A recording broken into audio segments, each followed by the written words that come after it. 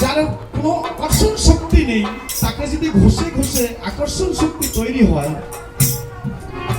ঠিক তদনুরূপ যার মিষ্টতা আছে, যার মধ্যে হরিনামের রস মিশ্রিত আছে, একে যদি কর্ষণ করা হয়, অর্থাৎ সাধক যখন সাধনা করেন তখন তার মধ্যে অজান্তে একটা আকর্ষণ তৈরি হয়।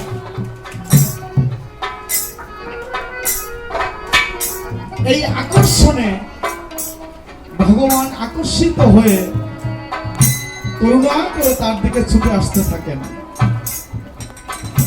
এই করুণা করে ছুটে আসতে আসতে আর এই দিক থেকে আকর্ষণ করতে করতে যখন যাওয়া হয়, অর্থাৎ ভক্ত ভগবান অর্থাৎ করুণা আর সাধনার যেখানে মিলন হয়, ভক্ত ভগবানের যেখানে মিলন হয়, তাই তো ব্রজধাম। এবারে এসে মতুয়ারা বলছে ওরাকান্দি ধাম। হরি বল হরি বল হরি বল।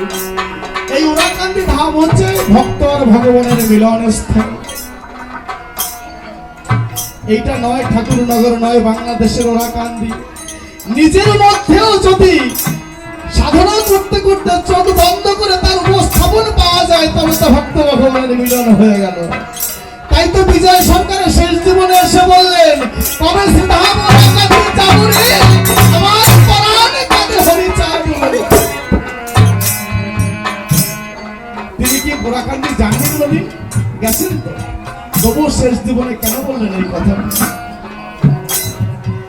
বলছে কবে শ্রীধাম ওরাকান্দি যাব,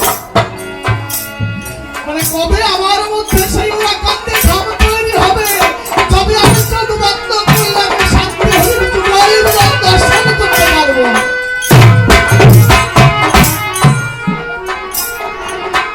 তাই তো একটি গানের মধ্যে অশ্বিনী গোসাই বললেন, গোসাই তারক চন্দ্র কয় ধামে যাওয়া বড় দা, না জানি ভাগ্যে কিনা কি জানি হয়।